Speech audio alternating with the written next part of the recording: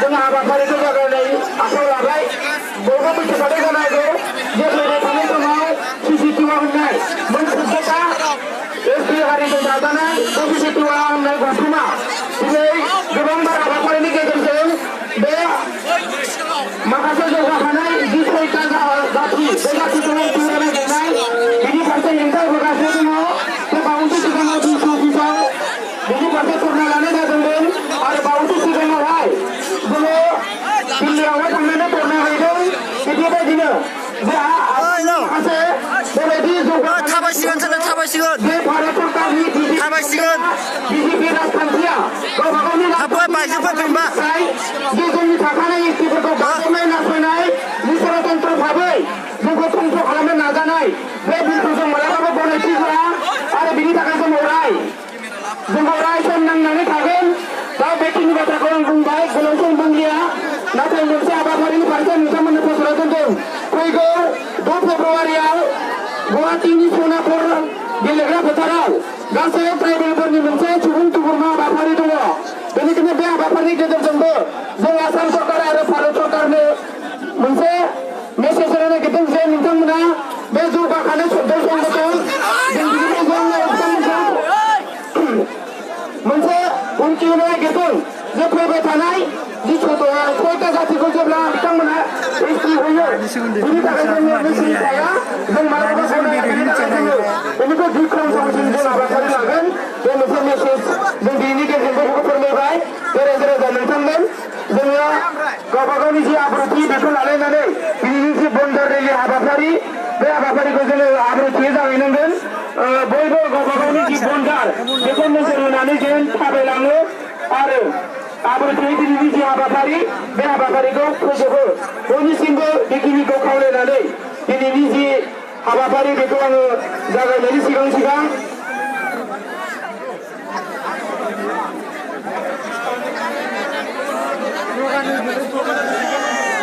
बे हाबाफारिया जोंनिया लोक्षि बाजारनिफ्राय सिमलासिम जागायगोन सिमलायाव फोजोबगोन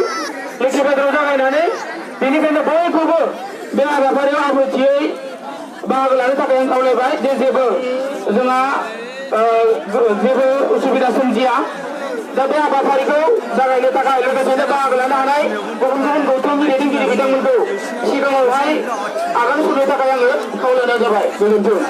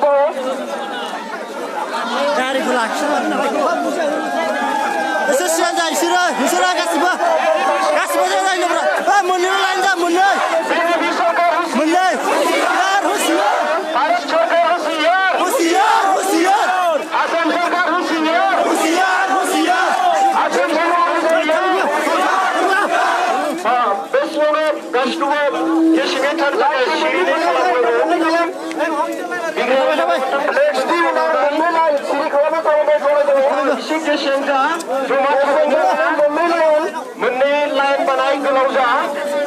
मोननै लाइनाव थाबाय जायखिजाया मोनथाम लाइन थाबायनाय नुदों सिरिबाङै थांलाय फैलायनि जेन बेबस्था थांनो हायो बेखौ खालामना होनांगौ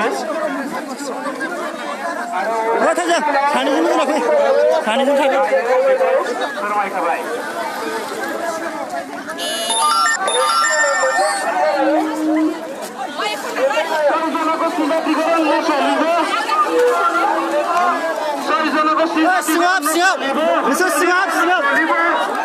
জনজাতিকরণ বিধেয়ক